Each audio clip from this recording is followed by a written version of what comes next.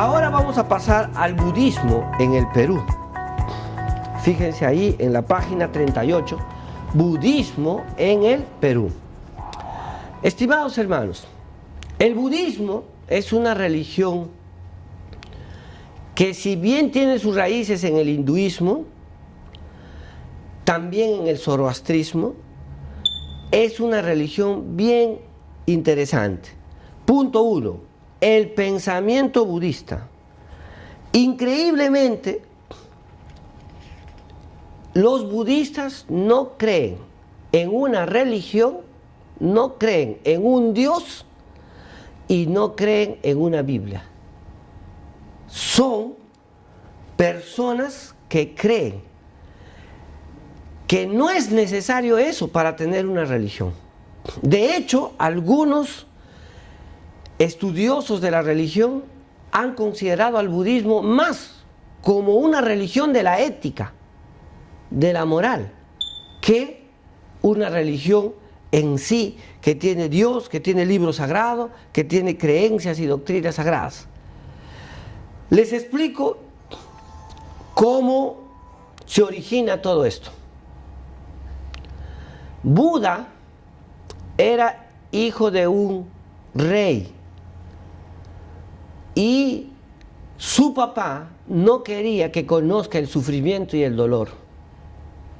Así que armó un mundo, cuando él era niño, puberto y adolescente, un mundo casi perfecto. No conocía la pobreza, no conocía la muerte, etc. Y cuando muere su papá y conoce el dolor, la religión budista, en Buda, se centra en cómo salir del sufrimiento y del dolor. Y parece un mensaje muy popular a la sociedad, porque en una sociedad como la que vivimos, donde una de las más grandes enfermedades es el estrés, la depresión, las dificultades, los budistas te dicen: yo tengo una religión que te va a ayudar a salir de todo esto. En realidad, nosotros sabemos por la palabra de Dios que el único que nos ayuda es Jesucristo, pero los budistas presentan todos unos libros.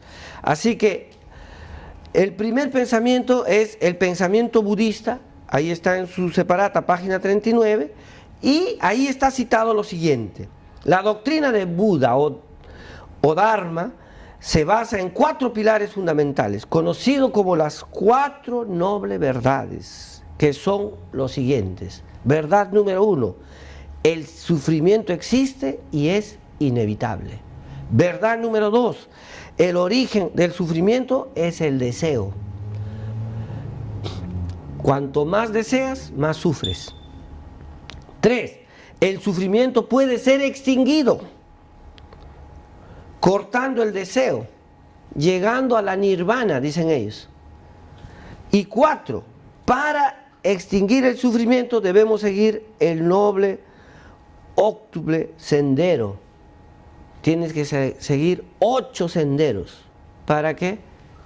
Y eso escribió Buda, justamente los 8 senderos para que salgas del sufrimiento. Eso es el budismo. Y ahora también quiero presentarle su disciplina mental. El budismo tiene una disciplina mental basado a la idea de que tienes que apagarte del mundo y tienes que aprender a estar solo contigo mismo y a meditar. La meditación te va a apagar del mundo. El budismo enseña eso. Aquí en el Perú, mucha gente, incluso hay municipios que enseñan meditación. Eso es influencia budista. 3, su ética. El budismo se jacta de tener una ética increíble. Al país que más lo venden como ético es al país de Japón. Japón en su mayoría son budistas y dicen que son los más disciplinados, no hay robos, no hay alcoholismo, etc. En cambio aquí los países latinoamericanos dicen que son cristianos, que creen en Dios, pero cuánta prostitución, cuánto alcoholismo, cuánto robo, cuánta corrupción. Allá no. Eso es lo que venden ellos. Y dicen que el budismo, en vez de una religión, es una ética, una manera de comportarse, un estilo de vida. 4. Su sabiduría.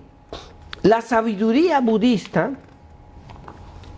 se basa en la sabiduría de Buda y en los escritos que nosotros podríamos resumirlo en la sabiduría oriental. Así que, así como Jesús contaba parábolas, Buda tiene muchas historias e historias. Y basado a esa sabiduría del budismo, hacen todo una religión y un estilo de vida. 5. Selección de citas de Buda y enseñanzas budistas. Solamente quiero leer 2. Dice: es fácil ganar o perder, pero no es fácil ni ganar ni perder. Eso es sabiduría budista. Medita las palabras del sabio, no las ingieras de un trago. Son sabidurías. Podríamos decir en este sentido que estas sabidurías se parecen mucho a nuestros proverbios, que también es sabiduría, pero hebrea, inspirada por Dios. En cambio, esta es sabiduría humana y pertenece a la sabiduría del Oriente. Por último, la evaluación apologética. Creemos que Buda no pertenece a la revelación bíblica y por lo tanto toda su religión solamente es su experiencia de sufrimiento y dolor y cómo desea sacar al ser humano del dolor y tener la nirvana, la felicidad. Eso es. Nosotros no creemos en esa religión, creemos que Jesús nos da la felicidad, que Cristo Jesús nos da vida y vida en abundancia. Y que si tenemos algún dolor, tristeza y sufrimiento, como dice la palabra, Él mismo enjugará nuestras lágrimas y nos dará gozo y alegría. Que el cristianismo es más que el budismo en el sentido de la ética, porque el cristianismo es un estilo de vida basado a Jesús. Y por último, que la palabra de Dios revela que no debemos nosotros creer en la meditación y que dentro de nosotros está el mismo Dios, porque así creen los budistas, que dentro de nosotros hay un Dios, y cuando tú te encuentras con ese, ya eres feliz. En cambio, el cristianismo cree que Cristo Jesús es Dios, que Él nos salvó, que el Espíritu Santo nos acompaña, y que Dios Padre es el que mandó al Hijo, y que es suficiente la palabra de Dios para nosotros. Ahora les presento el 2.8. Iglesia de Dios, Sociedad Misionera Mundial, Diosa Madre. Amados hermanos, esta llamada Iglesia de Dios, Sociedad Misionera Mundial, conocida como Dios Madre y Dios Padre, nació en Corea del Sur. Y creen que un personaje llamado Ahn Sang-hong, que nació en 1918 y murió en 1985, es Jesucristo resucitado. Y cuando le preguntan, ¿por qué ustedes creen que es Jesucristo resucitado?, ellos responden de la siguiente manera: porque Jesús tiene el reino de David. Y David en el Antiguo Testamento gobernó 40 años. Y cuando Jesús vino, solamente estuvo 3 años en su ministerio. Así que le faltaba 37 años. Tuvo que nacer Ahn Sang-hong para estar esos 37 años. Imagínense esa explicación tan absurda, tan infantil, inverosímil, que ellos utilizan para predicar su diosa madre y Dios Padre. Les explico ahora de qué se trata todas sus doctrinas. Creen que hay un Dios masculino y un Dios femenino.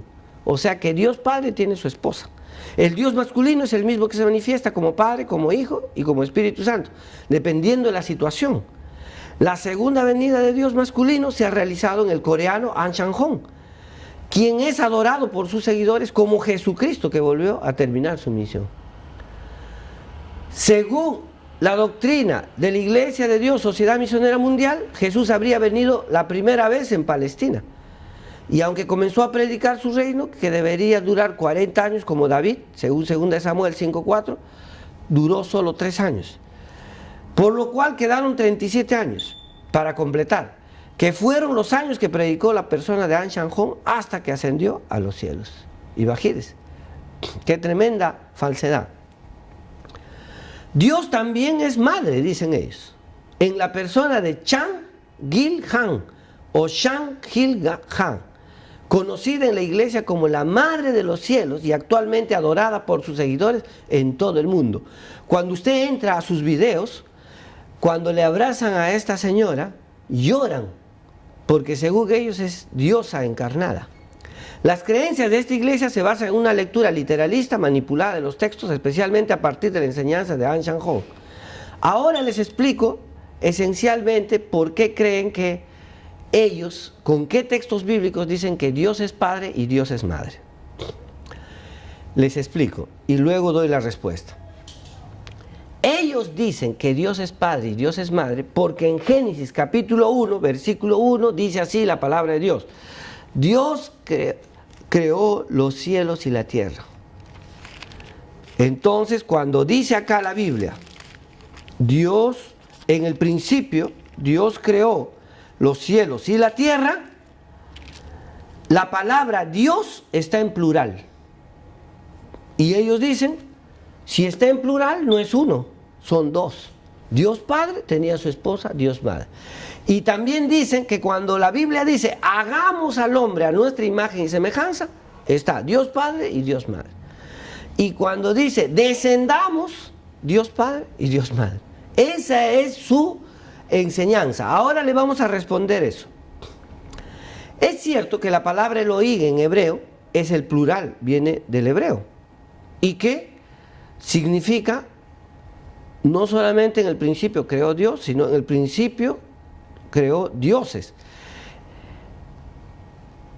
El que es el nombre de Dios en Génesis 1:1. Sin embargo, las ciencias bíblicas tienen otras respuestas exegéticas y precisas. ¿Por qué los judíos utilizaron la palabra plural de él en Elohim, que es el plural, Dios, dioses, para explicar esto? Voy a recurrir a 3 respuestas. 1. Algunos exégetas como Yesenius lo ven como el plural majestético de la realeza o majestad. Explico. En libros de la antigüedad como Asiria, Persia y Babilonia y Egipto, han encontrado que cuando un emperador, un rey, un gobernante quería dar un edicto a todos, lo decía en plural, no decía en singular, no decía he decidido, sino hemos decidido. Eso era una ordenanza a todos. Eso es el plural majestético según Yesenius. Segundo, como una forma intensiva o una pretensión de exclusividad. Rigrin han encontrado en documentos de la antigüedad, se llaman hebraísmos, que en vez de decir en primera persona, se dice en plural para expresar que solamente Dios habla en plural y los hombres no. Es exclusivo para Dios. Y tercero, hay quienes lo consideran como una forma honorífica, como O'Connor y Waltec. ¿Qué significa eso? Que solo Dios puede usar el plural por el honor que tiene. Pero en el cristianismo evangélico nos han enseñado en los institutos bíblicos que cuando dice hagamos, descendamos y es el Dios plural, eso está en el libro de Berkhof, era la Trinidad, Dios Padre, Hijo, Espíritu Santo. Eso es cierto porque en Juan capítulo 1 nos dice 1:18 que Jesús estaba antes de la creación. Así que Jesús estaba antes de Génesis 1:1.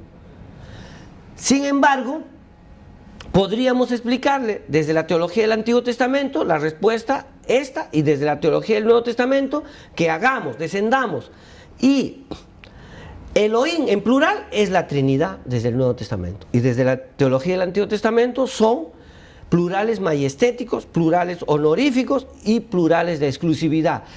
Así que lo que está escrito en la Biblia es un hebraísmo. No significa, y está muy bien traducido cuando dice, y en el principio Dios creó los cielos y la tierra, porque es el sentido original. Y no está traducido, en el principio dioses crearon, porque sería distorsionar el monoteísmo de los judíos, que está bien claro en Deuteronomio 6, 4 al 6, cuando dice, Jehová nuestro Dios uno es. Oye Israel, Jehová nuestro Dios uno es. Es el monoteísmo. Desde la teología del Antiguo Testamento, Elohim no significa dioses, significa Dios. Y usaban en hebraísmo para referirse a su majestad, a su honor y a su exclusividad. Y desde la teología del Nuevo Testamento es la Trinidad. Seguimos entonces evaluando. Ahora voy a hacer una evaluación apologética de esta secta. Esta secta es muy organizada, que ha pensado en las necesidades actuales de las sociedades modernas. Por ejemplo, van a los municipios con un proyecto ecológico. Ayudan a los pobres regalando víveres. Y cuando hay grandes desgracias, ya están preparados ellos, inmediatamente sale, por ejemplo, un terremoto, una inundación, algo, ellos se empoderan en los municipios, regiones y hasta en el Estado peruano. Y muchos alcaldes y presidentes de la región, ahora son gobernantes de la región, los apoyan. Y también hacen limpieza de las calles. Y muchos alcaldes los apoyan. Eso es su estrategia para entrar a la sociedad. Segundo, esta secta propone la visita a Corea del Sur, como si allá estaría la Nueva Jerusalén. Tienen un gran templo que le llaman la Nueva Jerusalén, basado en un texto de Isaías. Estas visitas son muy atractivas para muchas personas que quisieran conocer Corea del Sur, uno de los países asiáticos más modernos y desarrollados actualmente del mundo. Entonces, mucha gente les proponen, vamos a ir a Corea del Sur. Y mucha gente va allí por intereses del viaje. Otro elemento, esta secta tiene doctrinas falsas basado al literalismo bíblico y sincretismo religioso, hasta con ideas paganas del Próximo Oriente de la antigüedad. También es judaizante. ¿Por qué digo que es judaizante? Porque siguen celebrando las fiestas como la Pascua, el Pentecostés y las cabañas. ¿Y por qué digo que literalismo bíblico?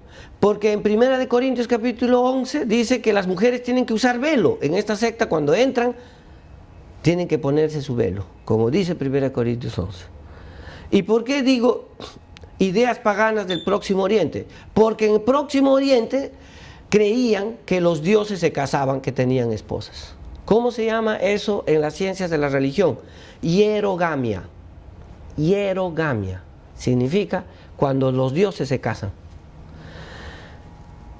Siguiendo, esta secta es muy intrépida en su difusión, que evangelizan a los jóvenes con programas interesantes para cada edad. Así que es muy sutil su incursión. Hasta realizaron servicio social en los parques de nuestra ciudad. Esta secta es antibíblica, es sincrética, es posmoderna y sobre todo anticristiano, porque no sigue las doctrinas de Jesús y el reino de Dios. 2.9, hay una secta que se llama Creciendo en la Gracia. Creciendo en la Gracia.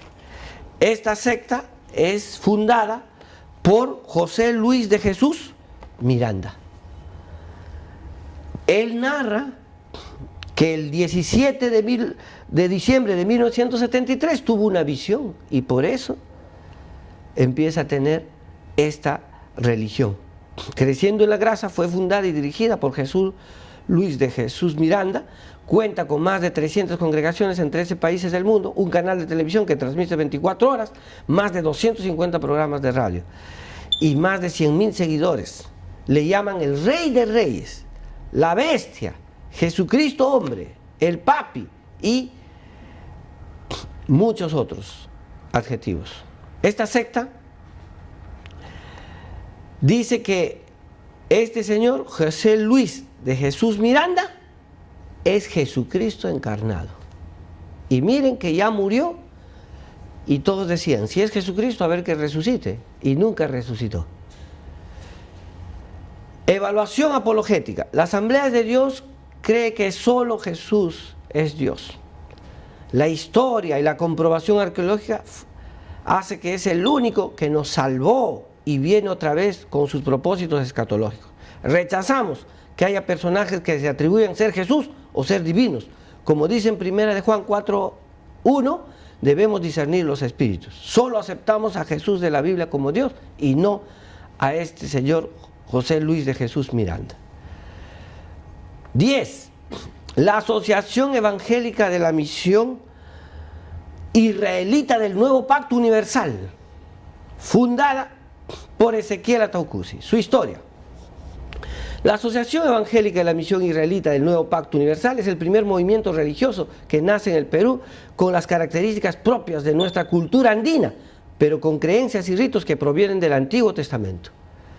Tiene como fundador a Ezequiel Ataucusi Gamonal, quien inició el movimiento a comienzos de la década del 60 en la zona de Tarma, provincia de Junín, expandiéndose por toda la sierra y selva, y adquiere oficialidad el 27 de octubre de 1968.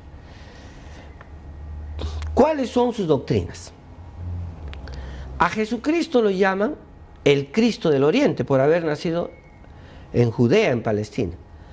2. Creen que el Espíritu Santo se ha encarnado en Ezequiel Ataucusi, a quien llaman el Cristo de Occidente. Imagínate, de Oriente y Occidente.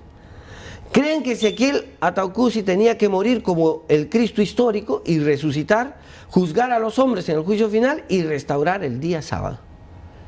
Y la última vez que conversé con uno de estos israelitas en un mercado, le pregunté, pero ¿cómo sigues creyendo en Ezequiel Ataucusi si ha muerto y no ha resucitado? Porque las cámaras de televisión estaban ahí. Y me dijo que sí había resucitado para unos cuantos líderes y que no había resucitado a esa edad que tenía, sino a los 30 años, jovencito. Y que creen ahora que también es Ezequiel Ataucusi, es el Dios Padre del Antiguo Testamento. Tremenda herejía contra la Biblia. Eso es este grupo. Cree que el Perú es el nuevo pueblo del Pacto Universal de donde irradiarán a todo el mundo. Consideran a Manco Cápac primer profeta peruano de quien enseñó la cultura a los nativos. Imagínense. Mezclan las ideas de los incas. 6. Consideran a Atahualpa como la persona que rompió el pacto con Dios al arrojar la Biblia al suelo. A Atahualpa lo consideran malo. Y 7. Creen en la Biblia como fuente de verdad, sobre todo el Antiguo Testamento. Y 8. Afirman que el mundo hubo 3 generaciones. La primera de Adán a Noé, la segunda de Noé y terminó con la destrucción de Sodoma y Gomorra. Y la tercera desde Lot hasta nuestros días.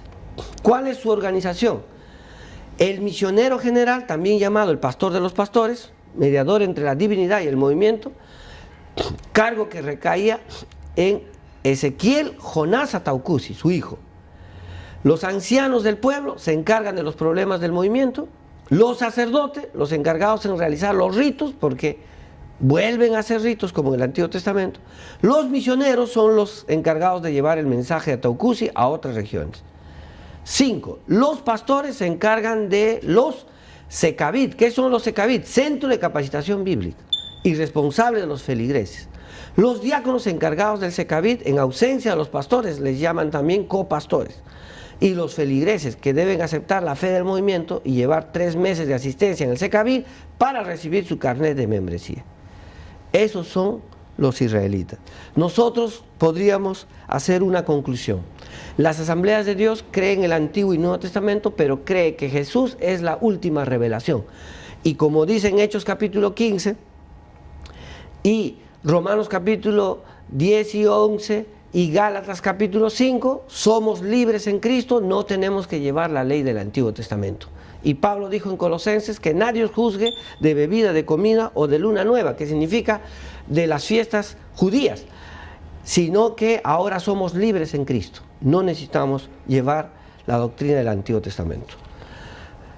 Y también Ahora vamos a ver la revelación alfa y omega. La revelación alfa y omega se inicia cuando el chileno Luis Antonio Soto Romero llega a casa de un peruano, Antonio Córdoba Quesada, en 1975, haciéndose pasar como un extraterrestre y se llamaba el Cristo encarnado. La tarea de Soto era advertir al mundo la proximidad del juicio final y recibir el mensaje telepático del Padre Celestial. Y según ellos, que le mandaron una escritura y que está ahora en el distrito de Lince, en Lima, que una escritura extraterrestre. ¿Cuáles son sus doctrinas? La revelación entregada por Soto es un conocimiento científico para transformar material y espiritualmente a la humanidad y prepararla para el juicio final con ideas de los extraterrestres, según ellos. Según sus predicciones, el mundo se iba a acabar el 2001, ¿no? Y se acuerdan los pastores que hacia el 2001 ellos estaban en la calle, en el 2000, diciendo que era el fin del mundo, pero no sucedió nada. Su ética: para ser salvos hay que cumplir las leyes de Dios y reconocerse pecador. Son 10.000 leyes las dejadas por Antonio Soto. Tienen libros, 10.000 leyes. Por ejemplo, una de las leyes que recuerdo haber leído en esos libros dice así: que no debes matar las cucarachas y las moscas porque son criaturas de Dios, que solamente debes hacer que vivan en otro lugar y no matarlas, porque cada átomo de esas moscas y de esas cucarachas se va a venir en el juicio final. Leyes como esas, increíbles, irrelevantes y todo, están en esos libros. Su culto, en sus cultos, la lectura del rollo escrito por Soto, oraciones de agradecimiento al Padre y a la Madre Soldar y al Divino Maestro. Evaluación apologética. Esta secta tiene praxis religiosas con ideas izquierdistas, marxistas, ufológicas, de extraterrestres, y tienen un libro supuestamente que lo ha dictado telepáticamente los extraterrestres a Diego Soto. La Asamblea de Dios cree que solo la Biblia es revelada con la palabra de Dios, y no creemos en la ufología, que hasta el día de hoy no ha sido comprobada científicamente, sino solamente producida por muchos programas de televisión. Que Dios les bendiga.